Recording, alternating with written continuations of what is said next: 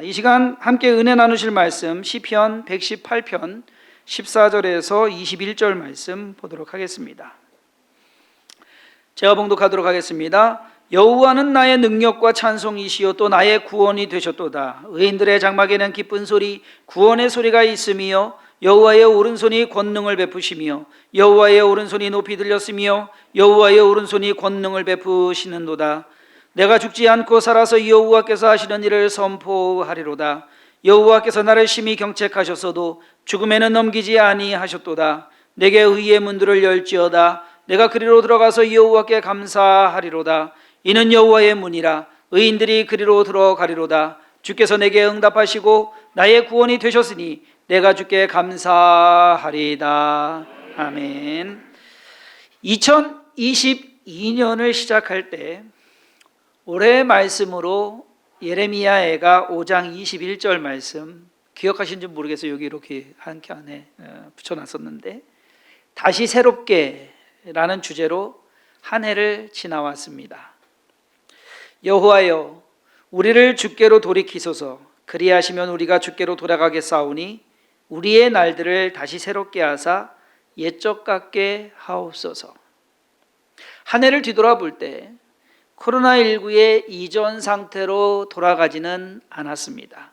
하지만 지금 우리는 코로나19에 감염될 것 때문에 그렇게 두려워하거나 예전처럼 그렇게 조심하지는 않는 그러한 상황입니다. 실외 마스크 착용은 해제가 되었고 이제 조금 있으면 실내 마스크 착용도 이제 풀리게 될 것으로 우리가 예상을 하고 있습니다. 코로나19의 위협과 위험은 줄어들었지만 이제는 경제적 어려움이 우리를 힘들게 하고 있습니다. 항상 어려움은 있는 것 같아요. 그 어려움을 어떻게 대처하고 어떻게 해결하는지가 우리가 풀어야 할, 그리고 싸워가야 할 숙제인 것 같습니다.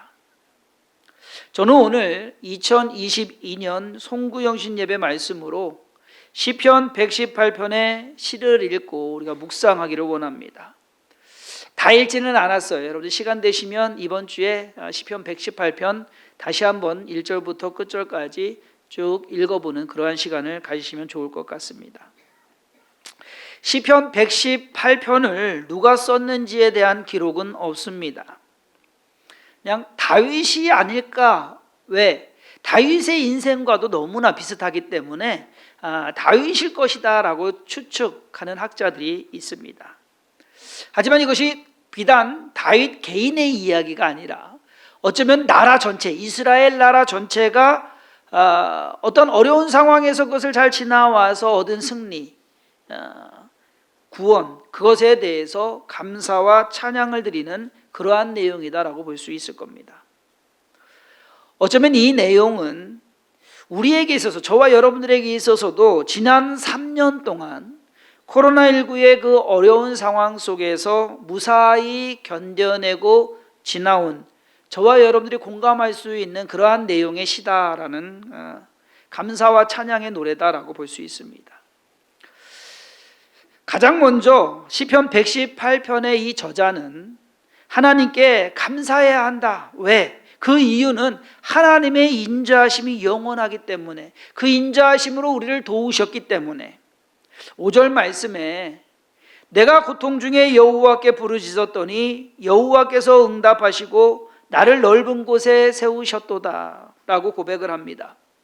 어려운 상황에서 하나님께 부르짖었더니 하나님께서 응답하셨다. 그렇기 때문에 지금 나는 괜찮다라고 하는 것, 그것을 고백하는 거예요. 그것을 인정하는 거예요. 하나님께서 도우시고 하나님께서 응답하신 것을 경험해 보셨습니까?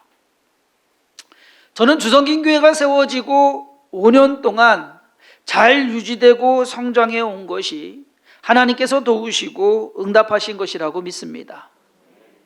이상해요. 작년 4년까지는 별적이 했는데 유독 올해 5년을 꽉 채운 올해 느낌이 좀 달라요. 뭔가 느껴지는 마음이 다르고 모르겠습니다. 왜 그런지 5년이라는 의미가 있는 건지는 모르겠지만 지난 11월에 서천에 있는 산정교회 바닥 공사를 했습니다. 그때 이제 저도 토요일 날 가서 이제 같이 이제 공사하는데 저는 뭐 공사한 건 거의 없고요. 그냥 저기 왜냐면은 제가 뭘 도와드리려고 그래도 이제 우리 집사님들이 제가 돕는 게 아니거든요. 괜히 일을 만드니까. 그래서 저는 이제 뭐 시간 보내면서 목사님하고 이런저런 얘기를 하고, 그 목사님께서 간증을 하시더라고요. 그 교회에 부임한 지 한 10년 지금 됐는데 그동안 열심히 해가지고 교회 재정을 모았대요. 한 1,000만 원 정도 모아놨대요. 그래서 1,000만 원 가지고서 교회가 오래됐으니까 거의 46년인가 됐거든요. 그래서 오래됐으니까 페인트 칠을, 건물이 영상 보셨을 텐데 오래된 옛날 건물이에요. 페인트 칠을 이제 그 돈으로 하게 됐습니다. 근데 이 페인트 하시는 분이 천정에 올라가더니, 지붕에 올라가더니 목사님한테 이제 얘기를 하는 거예요. 목사님, 이 지붕 그냥 놔두면 안 되겠다고, 큰일 나겠다고, 지붕 공사하셔야겠다고. 그래서 서둘러서 지붕 공사까지 했답니다. 그러니까 가보니까 진짜 밖은 깨끗해요. 페인트 칠하고 지붕 공사를 하느라고 1,000만 원을 다 쓰신 거예요. 모아놨던 돈을 다 쓰고 났는데 석 달 전부터 이 성전 바닥이 꺼지기 시작하는 거예요, 한쪽이. 그래서 지붕 공사를 했던 그 업체에 견적을 본 것 같아요. 이것을 고치기 위해서, 수리하기 위해서 견적을 했더니 한 700만 원 정도 나왔어요. 근데 그 700만 원이 그냥 마무리 짓는 것이 아니라 거기 드러내고 콘크리트가 붓고 그걸로 끝나는 것, 그 비용. 그런데 어떻게 돈이 하나도 없는데, 막막해서 어느 주일날 성도님들한테 사정을 이제 이야기를 하고, 성전 바닥이 꺼지는데 수리비가 많이 나올 것 같다. 그런데 지금 재정이 없다. 다른 방법 없다. 기도하는 수밖에. 그러니까 같이 기도해 달라. 그렇게 하셨대요. 그랬더니 그 말에 헌금하라는 소리라고 하면서 교회를 나간 성도가 있다고 합니다. 목사님이 속이 상해가지고 그 얘기를 하시는 거예요. 아니, 다른 거 할 수 없기 때문에 기도하자고 했는데, 그래도 같이 기도라도 해주면 좋은데 헌금 내라는 소리라고 해서 교회 나가는 건 뭐냐. 그래서 마음이 아팠대요. 그런데 난데없이 저희 교회가 가서 공사를 다 해주고 온 거예요. 여러분, 솔직히 우리랑 아무 연관도 없습니다. 뭐 교단도 저기 하고 아는 분도 아니에요. 연결이 되는 것이 아주 신기하게 연결이 돼가지고서 순식간에 그것도 일사천리로 일이 진행돼서 모든 공사가 깔끔하게 잘 마무리되고 생각했던 것보다 더 잘, 그리고 더 따뜻하게, 올 겨울 진짜 추웠는데 따뜻하게 겨울 날 수 있게. 다른 건 아니에요. 하나님이 응답하신 겁니다. 목사님이 그렇게 말씀하신 거 기도합시다. 방법이 없어요. 방법이 없으니까 기도합시다. 근데 사람들은 안 믿어요. 하나님이 해주시겠지라를 안 믿어요. 그런 일이 있을 수 있다는 것을 안 믿어요. 근데 이것을 경험해 본 사람은 다르다라는 겁니다. 하나님의 도우심과 응답을 경험한 사람은 두려워할 것도 없고 걱정할 것도 없다라는 것. 하나님께서 살아계신 것을 경험으로 알고 믿기 때문에 우리가 그래야 된다라는 겁니다. 시편 34편 8절에 너희는 여호와의 선하심을 맛보아 알지어다. 그에게 피하는 자는 복이 있도다 라고 말씀합니다. 하나님을 맛보아라는 표현이 참 재밌어요. 하나님 맛을 좀 보래요. 여러분, 무엇보다도 여러분들 인생 가운데 하나님을 맛보며 살아가시기를 주님의 이름으로 축원합니다. 그 맛보는 것은요, 우리가 생각한 거와 완전히 차원이 달라요. 하나님을 경험해 보지 못한 사람은 믿음이 없습니다. 믿음이 있다고는 하겠지만 이것이 온전하지를 않아요. 야고보서 1장 6절에 어떻게 표현하느냐, 바람에 밀려 요동하는 바닷물결 같다. 이리 치우고 저리 치우고 하는. 믿음이 없으면, 하나님을 경험해 보지 못하면 우리가 그렇게 살 수밖에 없다라는 것. 여느 해와 마찬가지로 올해도 주섬김교회는 하나님의 도우심으로 한 해를 무사히 마쳤습니다. 큰 어려움 없이, 우환이나 재난 없이, 그리고 지금도 내년을 시작하면서 걱정 안 합니다. 왜? 지금까지 잘 해왔기 때문에. 어려움은 없지만, 어려움은 우리의 삶 속에서 있겠지만 그래도 별일 없이 잘 지내는 것이 감사한 일인 것을 깨달으시기를 바랍니다. 시편 118편의 저자는 하나님께서 자기를 도우신 것에 대해서 감사를 드리는데, 그가 감사하는 이유는 뭐냐? 하나님께서 그를 죽음에 넘기지 아니하셨기 때문에 감사하다라고 고백합니다. 오늘 보면 18절 말씀에 여호와께서 나를 심히 경책하셨어도 죽음에는 넘기지 아니하셨도다. 자기가 살아있는 것이 하나님의 은혜로 살아있다라고 말하는 거예요. 자기가 지금 멀쩡한 것이 하나님께서 자기를 도우시고 보호하셨기 때문에, 그렇기 때문에 내가 이렇게 말할 수 있는 것이다, 살아서 말할 수 있는 것이다라는 것. 올 한 해 동안 우리가 코로나19에 힘들었습니다. 거기에 더해서 경제적으로 점점 더 힘든 시간을 보내고 있습니다. 하지만 이렇게 멀쩡히 살아 있어요. 죽을 만큼 힘들지는 않다는 얘기예요. 얼마 전에 오송 생명교회 목사님 4분하고 교제하는 시간을 갖게 됐습니다. 그 목사님은 오송역 막 저기 할 때, 오송 허벌판일 때, 아직 아파트가 들어서지 않을 때 거기에서 이제 교회를 시작하셨어요. 컨테이너 하나 갖다 놓고 거기에서 예배 드리시면서 정말 아무것도 없어가지고서 고생하면서 얼마나 고생했는지 말씀을 해주시는 거예요. 시골 교회라고, 미자리 교회라고 11교회인가가 다른 곳에서 선교 헌금, 도와주는 헌금을 몇 년 동안 해주셨다고. 그런데 나중에 가서는 본인이 그 교회들 다 찾아가셔가지고서 이제 안 도와주셔도 됩니다 라고 말할 수 있는 그러한 은혜가 있었다고. 그 이야기를 이렇게 듣는데 생각이 드는 것이, 하나님께서 저는 그러한 상황은 겪지 않게 해주셨거든요. 한마디로 힘든 상황이 될 수도 있었는데 바닥치는 것까지는 안 가게 하셨어요. 하나님께서 죽음에는 넘기지 아니하셨다는 오늘 본문 말씀처럼 하나님께서는 저도, 그리고 주성인 교회도 밑바닥까지는 내려가지 않도록 지금까지 그렇게 해주신 것, 그런 것 아닌가.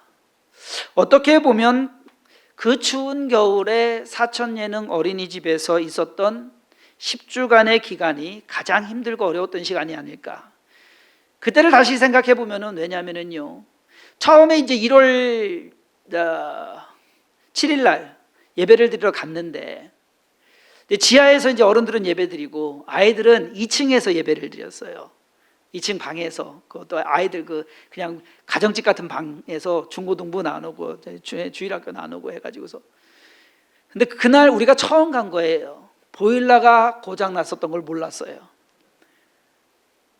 거기 원장님이 거기서 살면서 2년인가를 넘게 살았는데 2층이 보일러가 안 되는 줄 몰랐어요. 거기를 안 쓰니까. 저희가 가서 알게 됐고 저희가 고쳐드렸어요. 그곳에서 10주간 있었던 것, 어쩌면 주성인교회가 가장 힘들었을 때가 그때가 아닐까. 하지만 그때를 회상해 보면 힘들었기는 하지만, 어렵기는 했지만 그것이 뭐 그렇게 나쁘게 고생한 것으로 생각이 안 되고 어렴풋한 추억으로, 그리고 뭔가 좀 뿌듯함으로 또 감사함으로 우리에게 자리 잡고 있는 것은 아닌가. 그때 3월에 이곳으로 이사할 때 1톤 트럭 한 대에 교회 물건 싣고서 왔어요. 1톤 트럭 한 대. 지금 이사하려면 5톤 트럭 몇 대는 필요할 겁니다. 올해 하나님께서는 저와 여러분들, 그리고 주섬인교회로 하여금 큰 어려움 없이 지내도록 인도하셨습니다. 코로나19에 걸려서도 낫게 해주셨고요.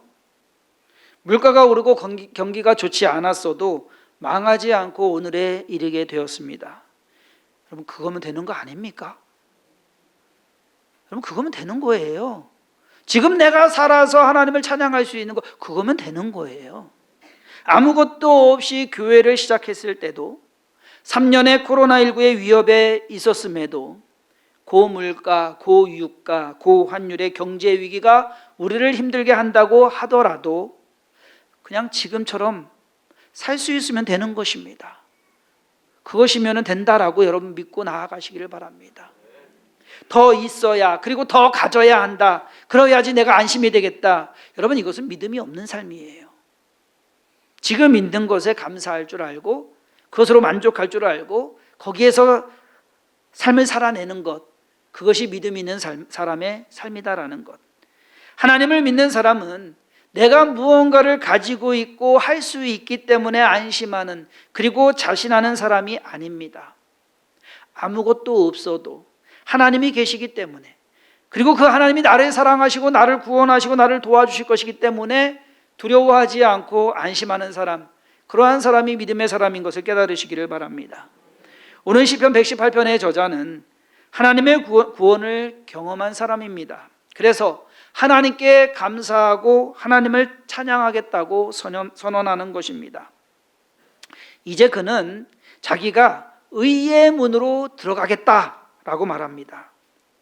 19절과 20절에 내게 의의 문들을 열지어다, 내가 그리로 들어가서 여호와께 감사하리로다. 이는 여호와의 문이라, 의인들이 그리로 들어가리로다. 의의 문은 하나님을 경험한 사람들이 들어가는 문입니다. 의의 문은 하나님을 인정하고 감사하는 사람이 들어가는 문입니다. 의의 문은 의인이 들어가는 문입니다. 올해를 마무리하면서 의의 문으로 들어가시는 주성긴교회 성도님들 되시기를 주님의 이름으로 축원합니다. 의의 문으로 들어가면 거기에는 하나님의 영광이 있는 곳이다라는 것.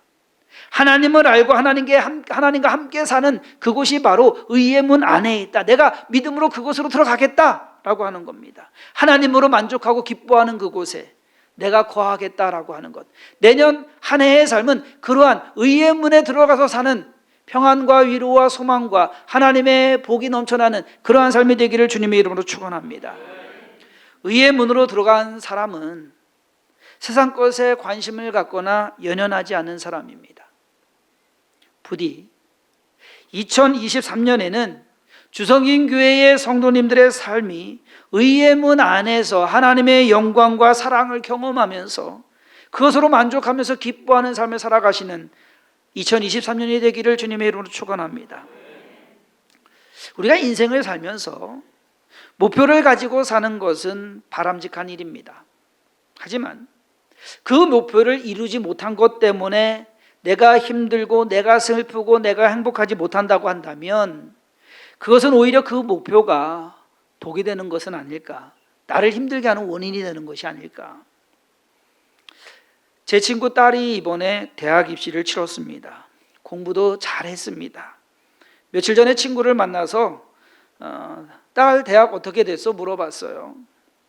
그랬더니 재수할 것 같다고 그러더라고요. 그래서 아니 왜? 공부 잘했는데 왜 그러냐고 했더니 아이 엄마가 이화여대 아니면 안 보낸대요. 그래서 제가 그랬어요. 이화여대 가면 뭐 더 나아? 이대녀 되면 인생이 달라집니까? 친구 딸은 거기에 합격하지 못해서 힘들어하고 재수를 한다면 내년 한 해도 과연 행복할 것인가? 그냥 행복하게 살 수 있는데 내가 내 자신을 힘들게 만들어버리고 마는 거예요. 왜? 좋은 목표라는 거 하나 세워놓고. 내년에는 여러분 그런 목표는 세우지 마시기 바랍니다. 이끄시는 대로, 하나님께서 인도하시는 대로, 어쩌면 공부 못했으면 어디라도 가면 땡큐라고 하는 그 학생들이 오히려 감사한 거예요. 더 행복한 거예요. 아닌가요? 공부 잘해서 불행한 것보다 공부 좀 못하는 학생이 그냥 가서 자기 행복하면 되는 거 아닙니까?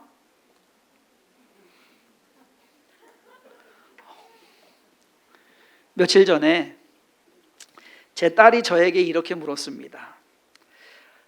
아빠는 만약에 타임머신이 있어서 과거나 미래로 갈 수 있다면 어디로 갈 거야? 과거? 아니면 미래?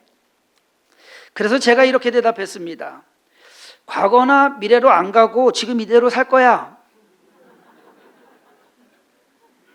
왜? 과거로 가서 인생 바꾸면 좋잖아? 중앙에서도 일찍 나왔을 거고.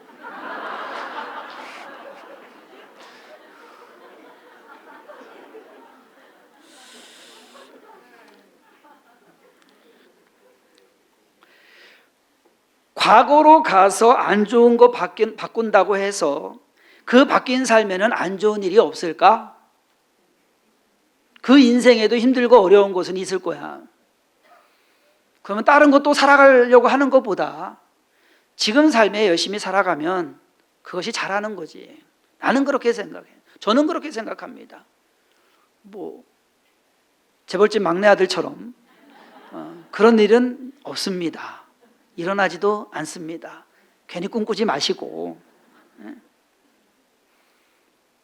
제가 지극히 현실주의자라서 이렇게 말씀드리는 것은 아닙니다. 이것이 성경적인 겁니다. 힘들고 어려운 것 없으면 좋겠죠. 모든 것이 다 편하면 좋겠죠. 여러분, 그러면 행복할 것 같아요? 안 그래요. 나에게 문제가 없고 나에게 어려움이 없고 나에게 부족함이 없으면 그러면 행복한 인생만 살 것 같지만 여러분, 안 그러더라는 얘기입니다. 그럼 부자들은 다 행복하게 살아야죠. 세상에 잘난 사람들은, 높은 사람들은 다 행복하게 살아야죠. 아니거든요. 내게 주어진 인생, 하나님이 살아가라고 하는 그 인생 만족하면서 감사하면서 내가 열심히 해나간다고 한다면 굳이 과거에 가서 바꿀 필요 없습니다. 그래서 곰곰이 생각해 봤어요. 만약에 과거로 가서 바꾸면 중앙을 일찍 나왔을 것 같다고 딸이 그러는데 제가 생각하기에는 아닌데, 그럼 나 한국 안 들어왔는데, 한국 안 들어왔으면 너도 없는데? 그렇잖아요. 지금의 삶에 만족하시고 감사하시기 바랍니다.